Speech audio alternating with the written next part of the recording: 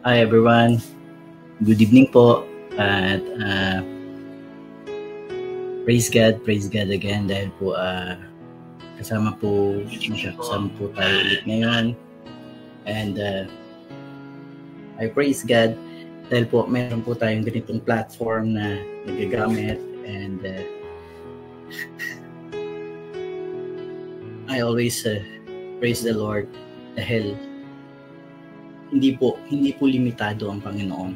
Hindi siya limitado sa mga bagay-bagay or even He's not dwelling in time, space, and matter, so He cannot be limited anywhere. And today, as we celebrate Good Friday, it is called Good Friday because this is how the Lord Jesus Christ, our Lord, has displayed His goodness to all of us. So, samahan niyo po ako today for this broadcast and let's all be blessed, mga kapatid. Let's all be blessed po sa mayamang pag-ibig at biyaya na ating Panginoon. And again, from this place, from my place, gusto ko naman sa inyo lahat ng nagpala at pinagpurang araw sa bawat isa. Mga kapatid, Good Friday is not something to be, to be sad, something na hindi dapat natin, hindi tayo nagluluksa, but we are to celebrate because the Lord Jesus Christ has finally redeemed all of us. Amen? And as we proceed, gusto ko pong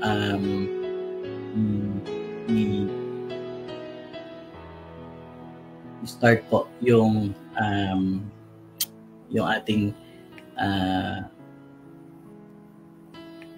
meeting for today, to start it all in prayer, mga kapatid. Purihin po ang Panginoon and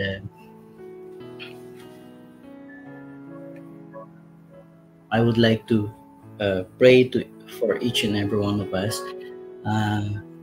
Father God, purihin po kayo, Lord. Purihin po kayo for this day. Purihin po kayo for your love to all of us, Panginoon.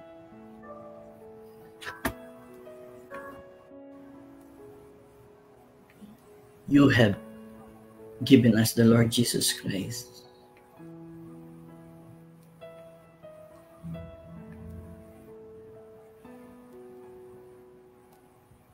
You had given your extreme love, your blessing.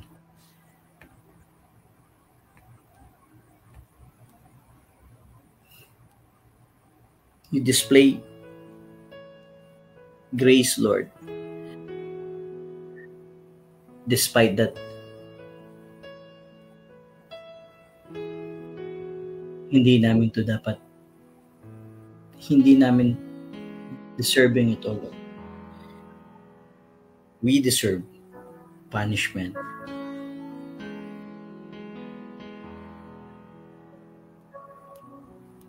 But you gave us love instead.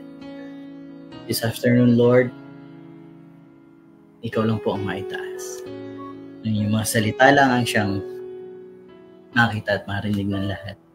Lord, there will be technical issues dito po sa live stream na to. It is my first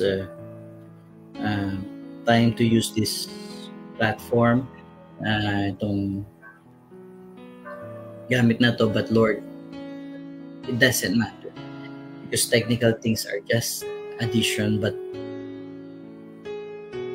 what matters most is your message and your love. Lord, I pray na lahat po ng makakapakinig nito at makakapanood nito, Lord,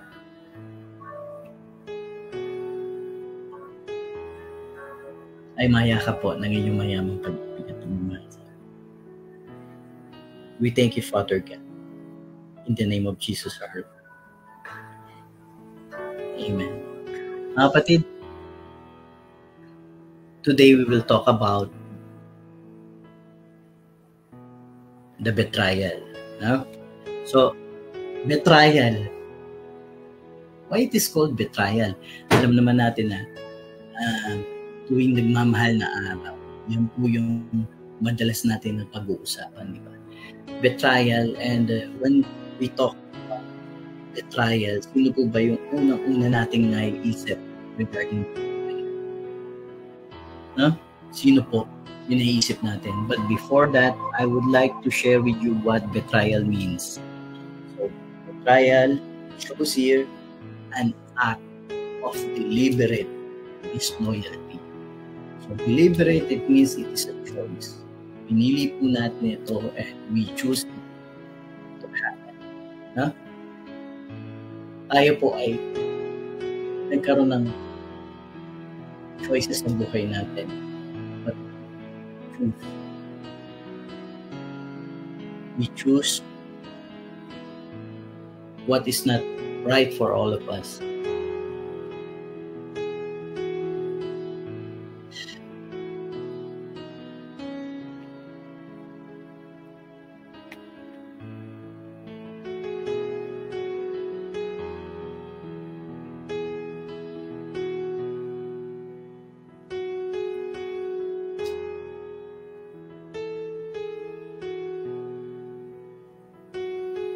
And because of this choice, tayo po ay nandito ngayon sa mundo. Marami po tayong ginagawa, marami tayong what we call this, we have to work our lives. But don't worry, kasi po sa mga mangyayari na po, there is always good news.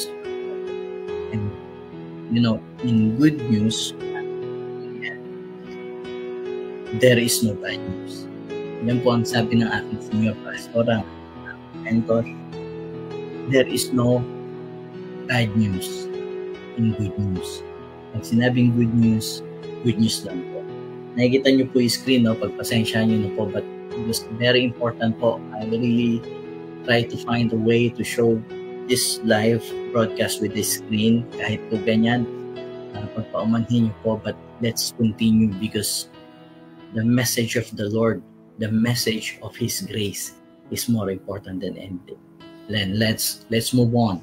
Pag betrayal, ano po ang sikat na sikat? Sino yung sikat na pinag-uusapan natin regarding betrayal? Tuwing dumarating po ang ganitong panahon, wala pong iba kundi, di ba, si Judas. Si Judas po ang unang pumapasok sa isip natin, and up to now, maraming nagpangalan ng James, ng Matthew, ng Thomas, kung ano-ano, but wala pa po ako narinig na nagpangalan ng Judas. But it is okay. But do you know, guys, na upon studying this, I have found that Judas means originally God be praised. Napakaganda po, no?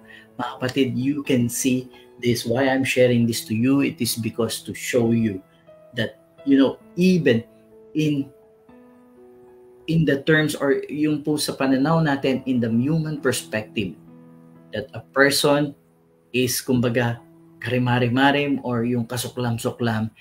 Of course, everybody hates Judas because he betrayed our Lord Jesus Christ, but you know, his name itself, the grace of God cannot be stopped. The grace of God cannot be even reduced or hindi natin mababawasan or matatawaran ang biyaya ng Panginoon sa lahat. even in our dirtiest deeds, like Judas did, he betrayed the Lord Jesus Christ, but his name mentions God be praised. Imagine, that is how God works. Even if we call somebody, when we get angry and we call somebody who does yan, who does, we are not cursing, but we are saying, God be praised. Amen? So mga kapatid, that is just one background na napakaganda sa mga pangyayari sa Bible, istorya ng Panginoon. Dahil po sa istorya ng Panginoong Jesus, walang pangit. Again, in the good news, there is no bad news. So ngayon, continuing this, when we are talking about betrayal, mga kapatid, by the way, I chose to title the broadcast today, the betrayal. But don't worry, we will not stay on betrayal. I just use that kasi ang betrayal po, ano po siya, di ba? Ano ba yung tawag dito? Masyado siyang, yung tawag doon, masyado siyang, kumbaga, ano siya, nakakatawag pansin, and controversial yun po pala, napaka-controversial pagka sinabing betrayal. But, you know, this is not what we're going to talk about. It is just on the title. I hope that it calls our attention because we people, that is how we live. We live in betrayal. We live to betray. We live being betrayed. We live in a world full of betrayal. Bakit po? Kasi nga po, the betrayal begins from the very beginning sa istorya na. But don't worry. Kaya punahin siya ng ating Panginoon. Dahil mahal niya tayo, and He won't let that betrayal be forever in our hearts.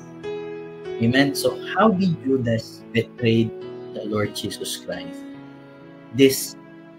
Look at this verse. It says here on Matthew 26 verses 14 to 16. Then one of the 12, the one called Judas Iscariot, went to the chief priests and asked, "What are you willing to give me if I deliver him over to you?" So they counted out of him 30 pieces of silver. From then on, Judas watched for an opportunity to hand him over. Mga kapatid, like nung pinag-usapan natin kahapon, in the Bible, everything, every details has a meaning. And those meaning are always for the best of us. The Lord Jesus Christ, the Father, the goodness in them, hindi po nahihinto ng kahit ano. And hindi rin po kayang bawasan ng kahit anong gawin natin. Mga kapatid, the Lord Jesus Christ was betrayed for 30 pieces of silver. Balikan po natin ano po ba meaning ng 30 pieces of silver during the Old Testament. The Old Testament, in the law it says here, but if the ox gores a slave, yung kung kunyari may bulo, papatayin niya yung slave, either male or female slave, the animal's owner, yung may-ari ng animal, must pay the slave's owner. Kasi noon yung slave, pag-aari po. Pag-aari. Magkano po yung bayad? 30 silver coins. And the ox, yung hayop na nakapatay, must be stoned. Mga kapatid, the 30 pieces of silver ay halaga po ng slave. And Jesus Christ was bought on a price of a slave. Dahil bakit? He is the King of Kings. He is the Lord of Lords. Bumaba po siya sa napakababang form na tulad ng isang nilalang niya, pero hindi po doon natapos. He even went lower than that. He went to the price of a slave so that you and me will be free from the slavery of sin, shame, and corruption of this world. Amen. Mga kapatid, the Lord Jesus Christ was sold on 30 pieces of silver so that He redeems us. from being a slave. The 30 pieces of silver is just kung ano yung halaga natin. Yun lang dapat ang halaga natin. We are just slaves, but because the Lord Jesus Christ was betrayed for 30 pieces of silver, we are no longer slaves. And what is best is we are not just free from slavery, but from slaves, we are now called the children of God. Amen? Hallelujah! Palakpakan natin si Lord. Amen. Now, there is good news. Mga kapatid, the Lord Jesus Christ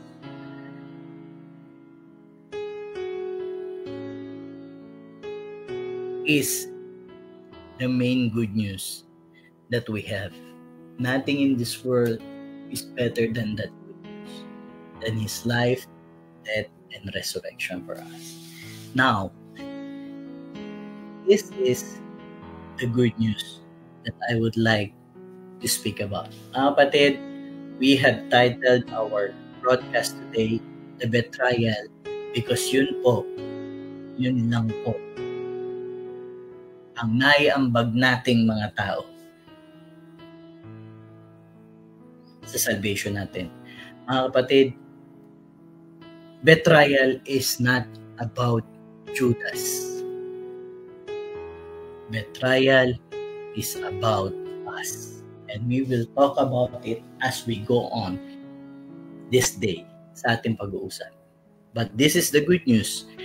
This is the real story that we are going to talk about this afternoon, this Good Friday. This is the verse. Let's all read. Jesus said in John chapter 15 verses 16a, He says, "You didn't choose me." Sabay-sabay po. Tell it to yourself. I choose you. Mga kapatid, we did not choose Jesus Christ. Our God did not choose. We did not choose our God.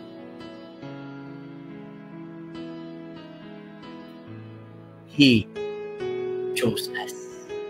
And that choice comes with extreme love, with extreme emotion, with extreme everything, that our Lord is willing to give everything for you. And isn't it good news? Mga kapatid, just this single verse is more than a good news enough. Mga kapatid, you didn't choose me, I choose you. Alam niyo ba mga kapatid that the history of mankind is started with the Lord Jesus Christ. How does it happen, Pastor Chris? Kuya Chris, how does it happen? Eh di ba, it happened 2,000 years ago? No. The very history of mankind is started with the Lord Jesus Christ. Amen? Lahat po nagmula sa Kanya lang, at wala na pong iba, hindi sa Kanya lang mismo. Amen? Let's read it from the verse. It's not me who's telling that. It's the Lord. By the Word of God. Jesus is the Word of God. And it says here, in John chapter 1, verses 1 to 3, and sabi po, in the beginning, the Word already existed. Itong version lang po to, New Living Translation. Para alam ko at alam mo John 1:1. Sabi dyan, John 1:1 to 3. In the beginning, the Word already existed. The Word was with God, and the Word was God. He existed in the beginning with God. Mga kapatid, all together, let us read this. Ano sabi dyan? God created everything through Him, and nothing was created except through Him. Him referring to Jesus Christ. Nakita niyo mga kapatid, the history of mankind is started with the Lord Jesus Christ. Wala na pong iba. We all have been there. And ano sabi niya? I choose you. Kaya kung ano man yung mga pinagdadaanan mo ngayon, kung ano man yung parang palagay mo, palpak, shame, kahiyan, karamdaman, problema, let us be reminded by the Word of God. I choose you, sabi ng ating Panginoon Jesus. Amen? Let us see how good God chooses us as we walk the Bible, okay? We will walk the Bible through. So, ready na ba kayo? Marami ba kayo oras? Holiday naman po ngayon dyan sa Pilipinas, di ba? And sa UAE, it will be weekend tomorrow. So, okay lang po na medyo magpuyat po tayo ng konti or tumagal tayo ng konti. So, come on. Let us see how God works from Genesis. Let's see from Genesis. Simulan po natin sa Genesis. Genesis, buksan Bible. Pero huwag kayong mag-alala. This will be, fun, loving, because it is a good news for you and me. Let's read it. Again, before that, balikan natin yung verse sa John. You didn't choose me. I chose you. Let's see it here. Sabi niyan, sa Genesis chapter 2 verses 15 to 17, God created human beings in His own image. In the image of God, He created them. Male and female, He created them. Then God blessed them and said, be fruitful and multiply, fill the earth and govern it. Reign over the fish in the sea, the birds in the sky, and all the animals that scurry along the ground.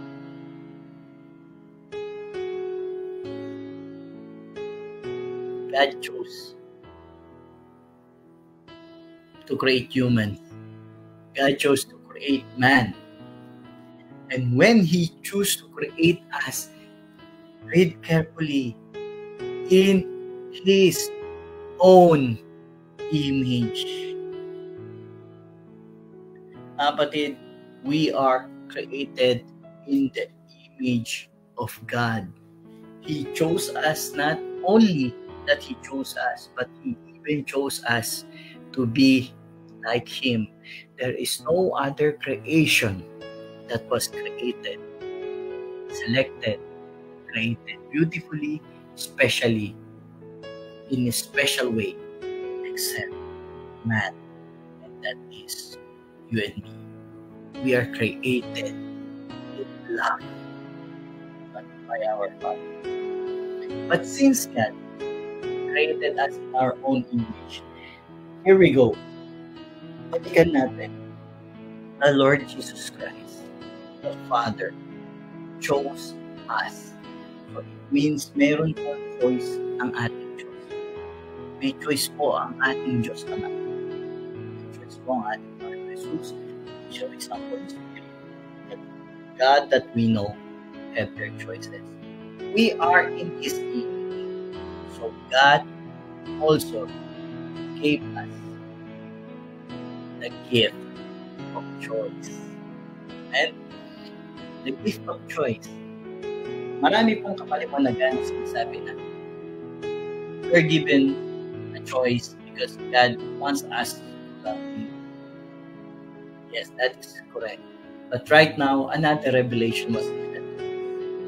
Since we are created in His own image and the Lord Jesus Christ says, I choose you, means God has a choice and He has shared that character to us. Kaya He has given us the gift of choice. Sabi niyan dito, the Lord God placed the man in the Garden of Eden to tend and watch over. But the Lord God warned him, you may freely eat the fruit of every tree in the garden except the tree of the knowledge of good and evil. If it eat its fruit, you are sure to die.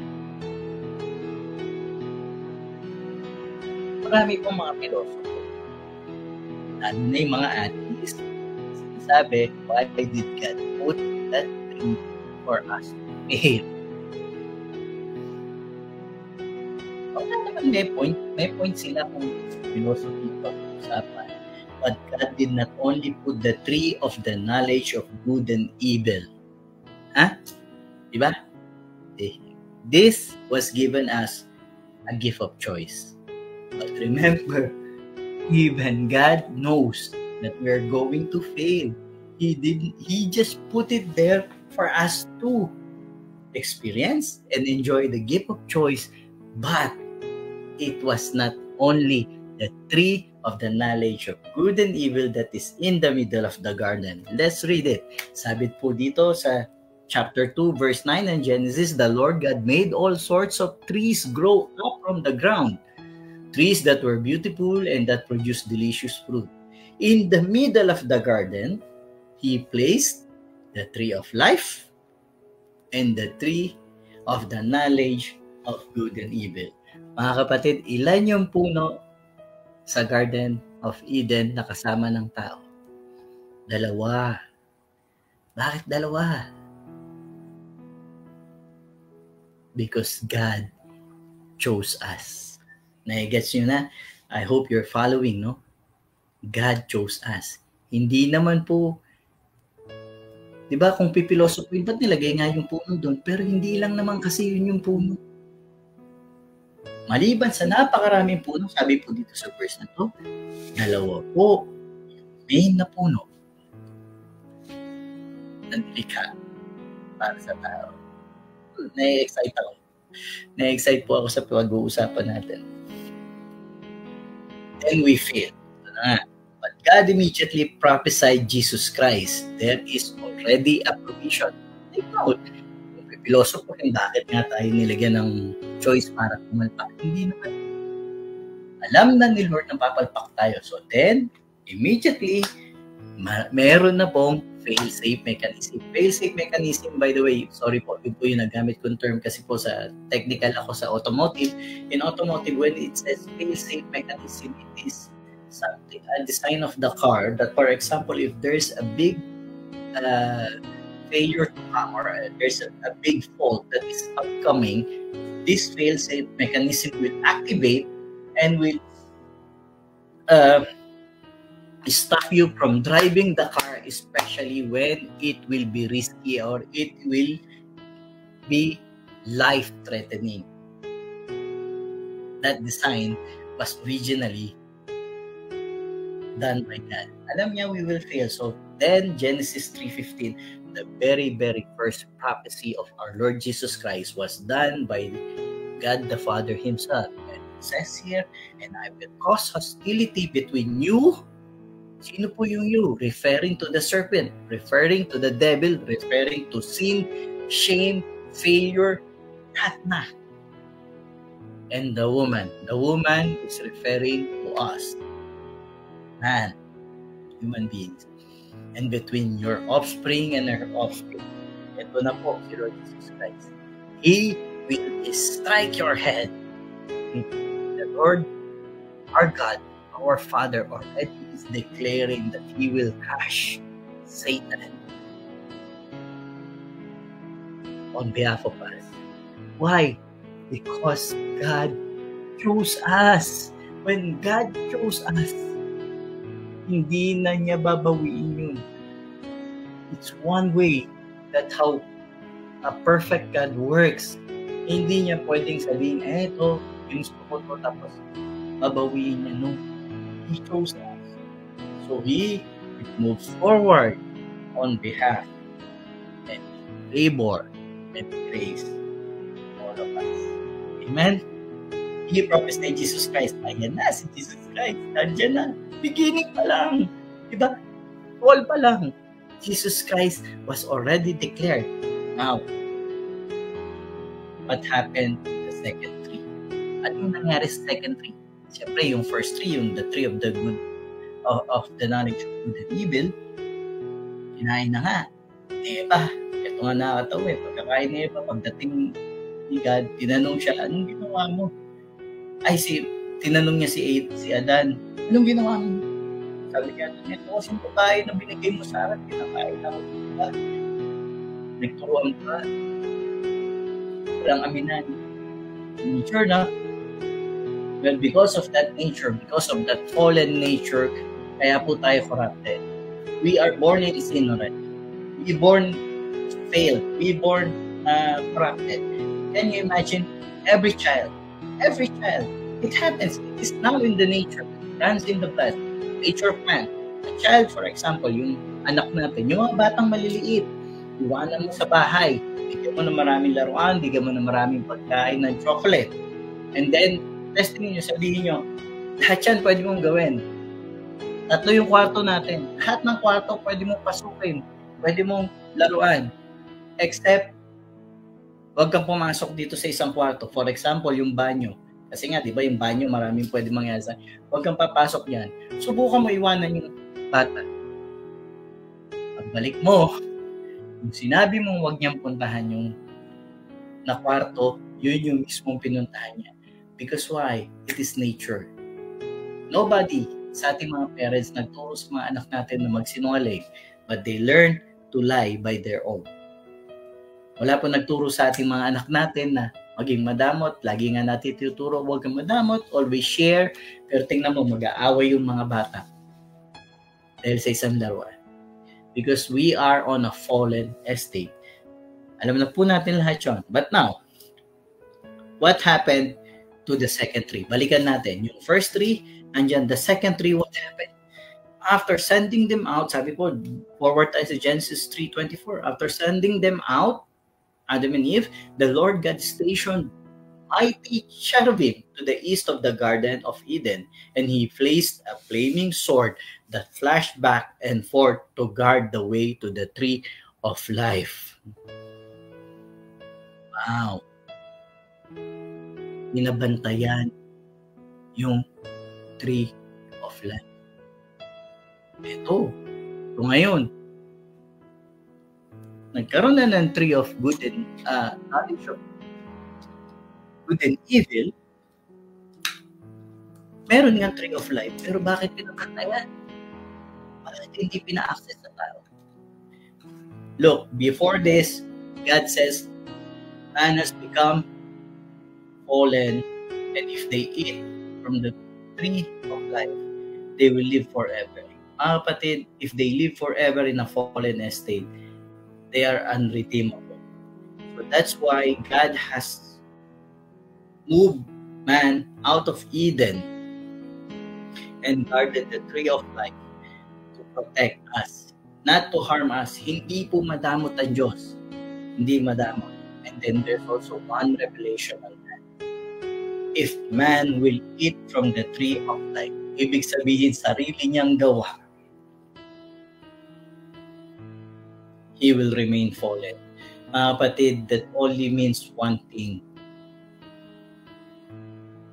We cannot save ourselves. Wala tayong kakayanan, iligtas yung sarili natin.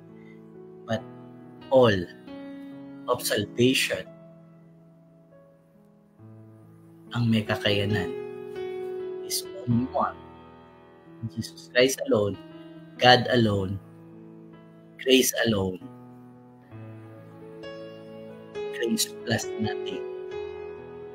Nothing but grace alone. Nagigess yung mga kapatid. Our salvation is a sole act of God and not in ourselves, not in our works. Mga kapatid, hindi po madamot si Lord. It's just not meant for man to eat it by its own. And there is a time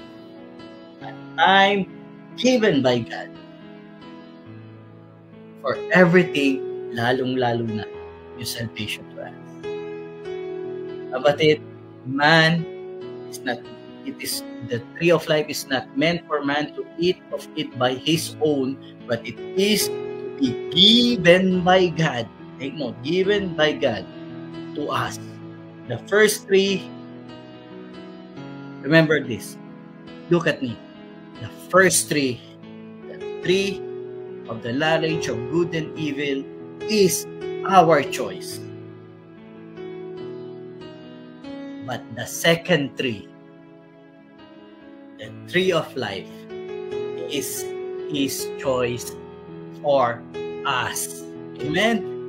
The tree of life is His choice for us. Let's read it. Sabi dito, Christ has redeemed us from the curse of the law, being made a curse for us. For it is written, cursed is everyone that hang on a tree. The tree of life is the Lord Jesus Christ. That tree is the cross. The tree is the finished work of Christ. The tree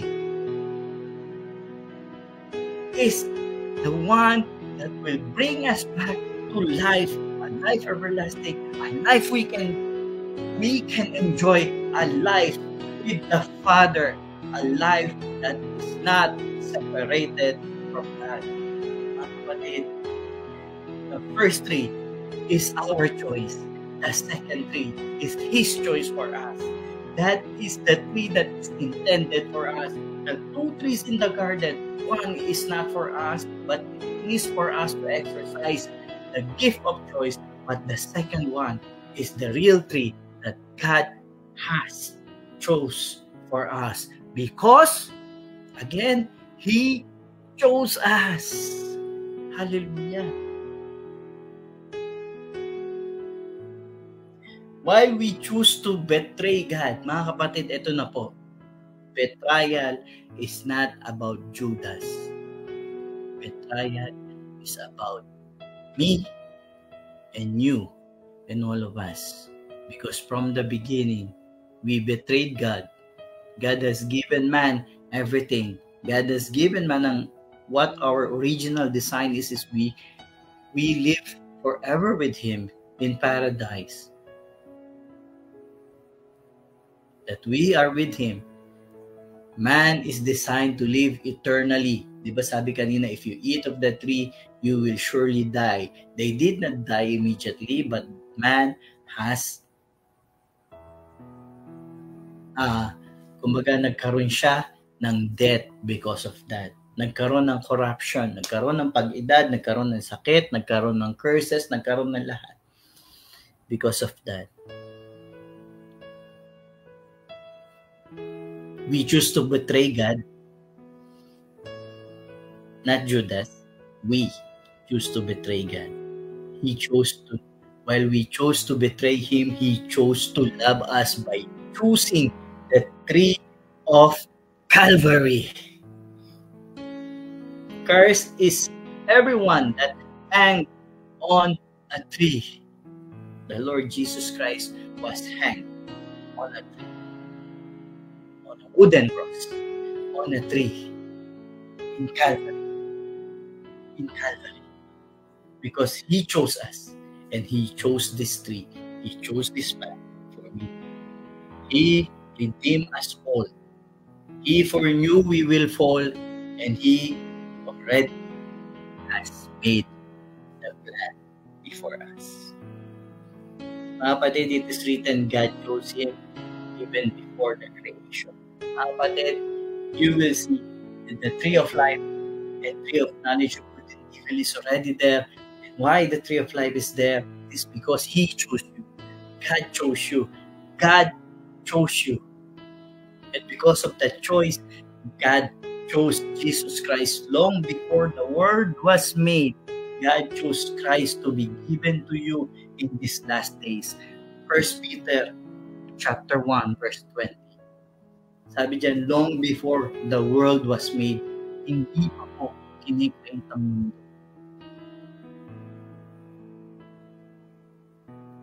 Salvation already existed through our Lord Jesus Christ. Because they chose us. The choice is love. The choice is extreme love. God is the Alpha and Omega, and He knows before creating us. He will. But He still loves us and proceeded to choose, create us. But before that, at the head, Jesus Christ was given to us from the beginning. And Jesus Christ continuously demonstrated His choice for us. Alam po ba yun? When He walked the earth, our Lord Jesus Christ continuously demonstrated His choice for us. Again, nag-guess nyo na ang title natin, Betrayal, because we betrayed God. Ang sinupli ng Panginoon sa ating betrayal, choice, love, choose to love us. And He continued to display His choice. Let's see from the following verse. Nasa Matthew na po tayo. Sabi po siya ng Panginoon Jesus, or do you think, when He talked to Peter after tinaga ni Peter yung tenga ng sundalo nung inuhuli siya sa Gethsemane, or do you think that I cannot now pray to my Father and He will provide me with more than 12 legions of angels? 12 legions of angels means 72,000 angels. One angel can kill 3,000 men in single go.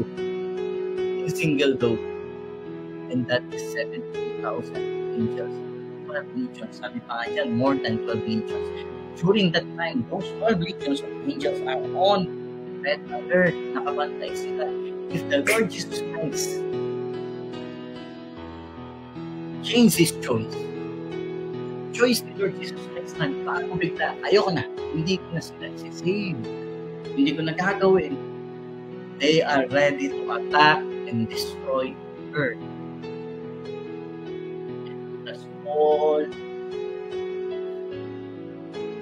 from talagang mag-punish tayo. But no, that is not the story that we have.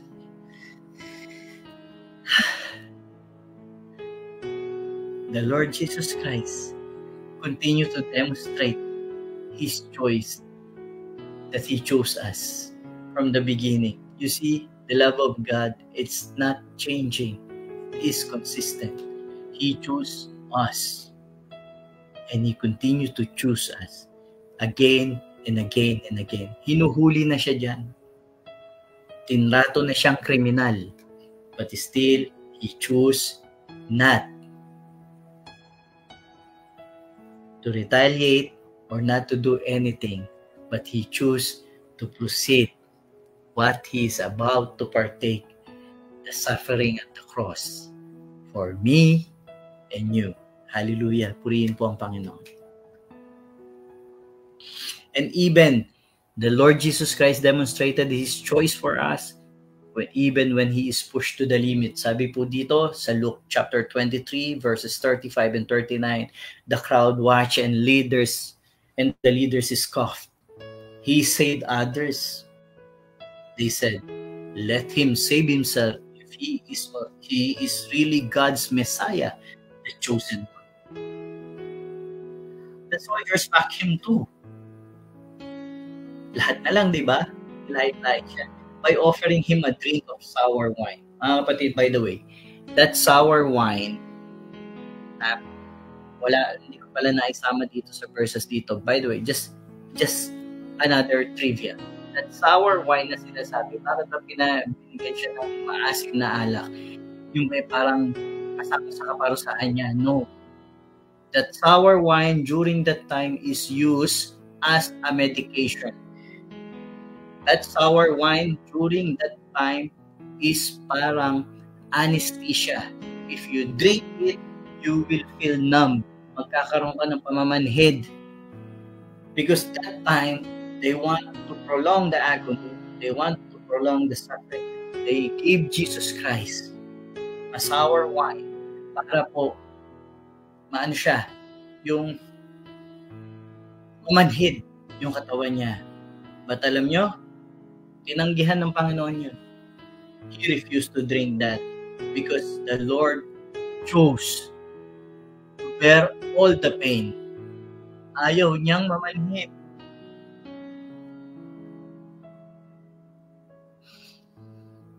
Mas gusto ni Lord maramdaman yung sakit.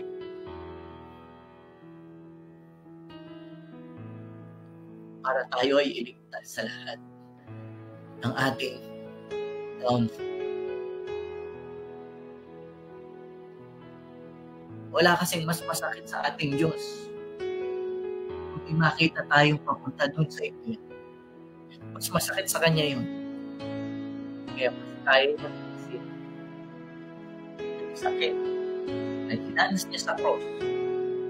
Bago sa cross, yung mga palo sa kanya, yung hinagupit siya na hinagupit, nagkawasak-wasak yung niya.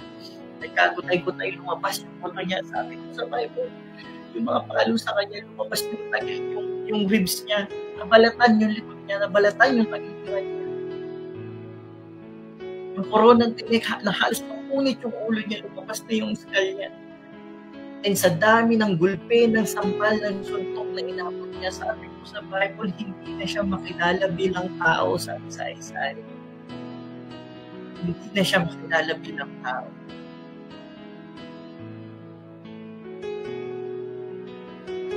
Even those, I'm sorry for being emotional, but even that, release ng ating Panginoon. Because why? Because He chose us. Let's continue the verse. They called out to Him, if you are the King of the Jews, save yourself. Nilalait siya, tuloy-tuloy siya nilalait. Para ikaw. Mailigtas niya sa mga panlalait. Hinayaan niyang laitin siya ang Diyos na ang King of Kings, the Lord of Lords. Hinayaan niya ang Diyos na nakalitor. Hinayaan niya laitin niya sarili. So that makuha niya yung kahihiyan mo. Makuha niya yung shame mo. Makuha niya yung panlalait sa atin. A sign was fastened above him with these words, this is the King of the Jews. Sarcasm yan. Nilalait. Even yung kriminal na nakatawa sa tabi. Sinabihan pa siya, so you're the Messiah, are you? Prove it by saving yourself and us too, while you're at it. Mga kapatid, lahat na to, pinagdaanan ng Panginoon. Alam naman natin, magmula ng binetray siya ng Judas, inakit siya, tinatong kriminal, binulpit, bago makarating to sa kulungan, hindi na makilala yung mukha. Pinanggigilan, pinagtripan na ng gusto. Pinahirapan ng grabing-grab. Binalatan, dinuran-duran, and mga kapatid, that cross, that pain, that we will never understand and we will never imagine, that is the most humiliating death in the history of mankind. Mga kapatid, the crucifix that we see, that the man there is wearing something to cover, like parang bahag, di ba? Pero mga kapatid, the real story behind that, he is all naked. Mga kapatid, nung araw, lalo na nung panahon ni Lord Jesus Christ, parang pagka nakita pa lang yung tuhod mo, kahihiyan na. Iba yung kultura nun eh. Makita pa lang yung tuhod mo. But this time, the Lord Jesus Christ is hanging there naked. Para lahat, hinubaran siya. He is stripped down. Siya'y hinubaran. Para po tayo po ay madamitan. Para yung kahihiyan niya, yung kahihiyan natin mapunta sa Kanya. At yung glory niya, yung kalwalhatian niya na nakadamit sa Kanya, mailan po sa atin. Praise God, Lord. Tinis niya lahat yan. Lahat ng yan pinagdaanan ng Panginoon. Bakit? Because I chose you. He chose us. And sa kabila po ng lahat ng mga panlalait na yan, sa kabila ng mga ginawa sa Kanya, ito po naging sagot niya. Jesus said, Father, forgive them, for they don't know what they are doing. But He still chose us on the cross, and prayed to God for all of us. Mga kapatid, ba't sinabi niya yan? Forgive them, for they don't know linaw what they are doing. Mga kapatid, the Lord Jesus Christ cannot plead for our innocence because we are not innocent.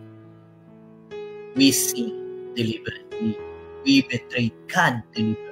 Betrayal is deliberate disloyalty. We are never innocent. So Jesus Christ did not plead for our innocence. He pled for our ignorance. Bakit hindi niya kailangan i-plead yung innocence natin? Because He already paid for our being guilty. Hindi tayo innocent. We are guilty. But that guiltiness, we are, kumbaga, condemned guilty. Yun sa batas, kumbaga, you're hereby found guilty and sentenced to death. The Lord Jesus Christ did not find us guilty, but He find us ignorant. Kailangan lang po, kaya po natin pinag-uusapan po is for us, for each and every one of us, to know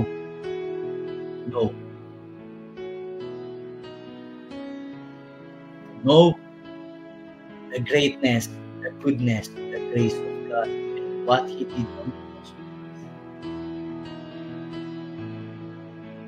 We can never be innocent, but we should not be ignorant. That's why He said, He pleaded, they don't know what they are doing.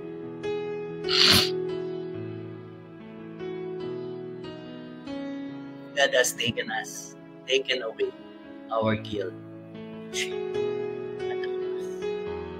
Ayun po, Panginoon. And as He chose us, everything, even His life, He has given freely. Kapatid, it is not the soldiers, it is not the cross, it is not the nails that took the life away of Jesus Christ.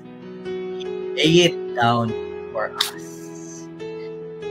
He laid it down voluntarily. He gave it for us. Sabi dyan, Jesus shouted, Matthew 27, out again, and He released His Spirit. But even His life, He gave it freely. We will be. Why? Because He chose us. Kapatid, we're almost ending. God chose us.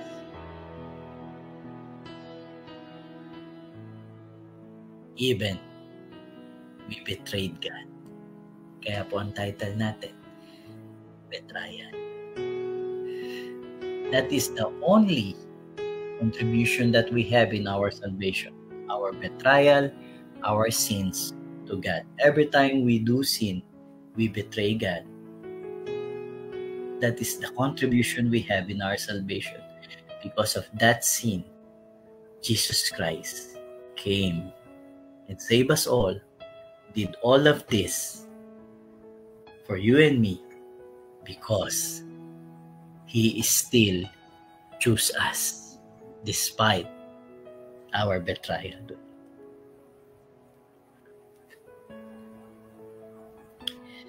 Again, God chose Him for our salvation.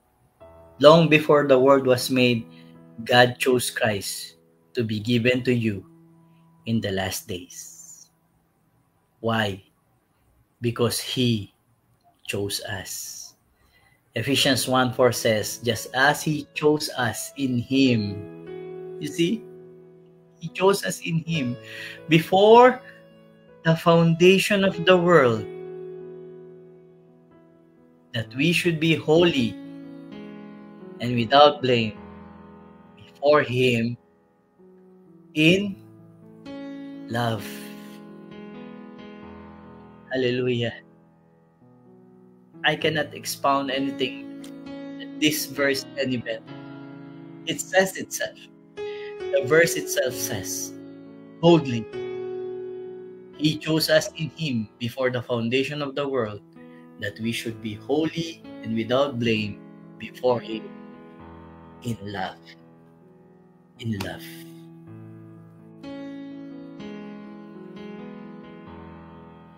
Hallelujah. Hallelujah. Kapatid, naunawaan mo na blessed ka. I would like to take this opportunity to invite you again. To invite us to make our new choices, our decision. We just need to decide. We have done our choices before. We choose the tree of the knowledge of good and evil. We choose to fail. We choose to betray God. God chose us. He still chose us. And He will continue to choose us. Whatever you do. The only thing that we have to do right now is said here in Romans 10:9 that if you confess with your mouth the Lord Jesus and believe in your heart that God has raised Him from the dead, you will be saved. Kapatid, I would like to take this opportunity to invite you in prayer. Kung ngayon mo lang narinig yung mga ganitong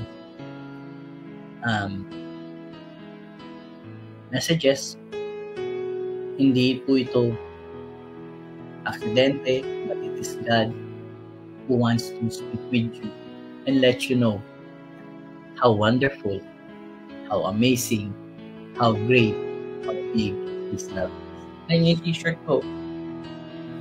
Hindi ko alam kung nakikita niyo, pero sabi nito, He left the 99 to find me. Hindi ko po hinanap ang Panginoon. Hindi natin hinahanap ang Panginoon. Siya po, ang patuloy na umahanap at umakabot sa atin. Kaya kung naririnig mo ito ngayon,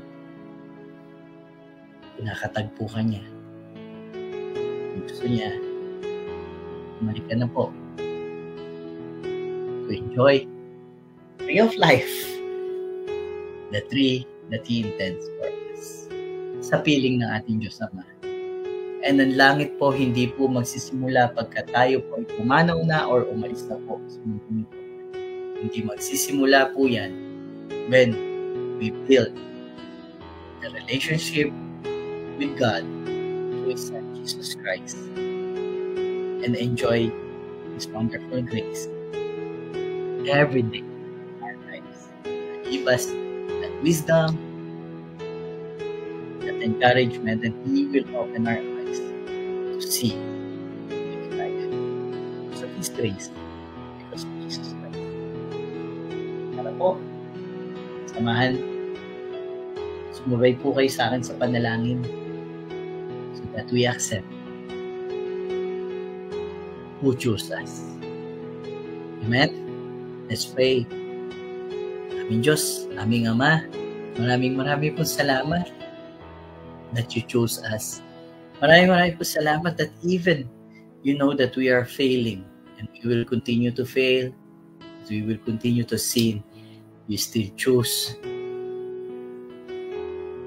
us and you created us to walk this earth. Lord, thank you that you have created us with a purpose. Thank you for the finished work of Christ. Thank you. And naniniwala po ako at sumasampalataya sa mga tinapos na gawa ng aming Panginoong Hesus. Panginoon, marami pong salamat sa kapatawaran na iginawad mo na sa lahat na aking mga pagkakasala at pagkukulang. Lord, I am sorry that I don't know what I'm doing. But thank you, Lord, because you have forgiven me. You have given me Jesus Christ, even I don't deserve, and even I am not sorry. But now, Lord, I ask you to lead my life starting now on. I ask you, Father, that I may walk in your word and through the finished work of my Lord and Savior, Jesus Christ, your Son. Lord, thank you. Dahil ako po ay pinaburan at pinagpala mo na in Jesus Christ. In Jesus' name, Amen. Amen. Ayan yung ako naman po manalangin para sa inyo. Lord, Father God, maraming po salamat for this day and for this live stream. Lord, thank you. I know mayroong mga technical difficulties, but Lord, nothing can hinder your message, your love for us. Lalo na this Good Friday that we remember your goodness. It is called Good Friday because all the badness, all the worst in the world has been good, turned to good because of the finished work of our Lord Jesus Christ. Lord, sa lahat ng mga nakikinig, lahat ng makikinig pa lang, at lahat ng makakakita nito, by your authority, by your name, I speak blessing upon blessing, grace upon grace. I do not know them, Lord, but you know them, and you choose them. And I know you have already given your blessings and favor to them through Jesus Christ our Lord. Thank you, Father. This is our declaration. This is our thanksgiving. This is our prayer. In the name of Jesus Christ our Lord. Amen, amen, and amen. Kapatid, magandang araw po muli sa inyo lahat. And salamat po sa time. Salamat po nakasama ko kayo. And I'm looking forward to see you on Sunday sa ating another live stream. And that is entitled Death Defeated. Let's celebrate Easter because the victory is already given by our Lord Jesus Christ. Tandaan, pag ikaw ay na kay Kristo, ikaw ay pinaburan at pinagpala na. Pag ikaw ay na kay Kristo, ikaw ay karito. Magandang gabi, magandang umaga, magandang tanghali sa inyo lahat. See you again soon. I love you all in Jesus Christ. Amen. See you.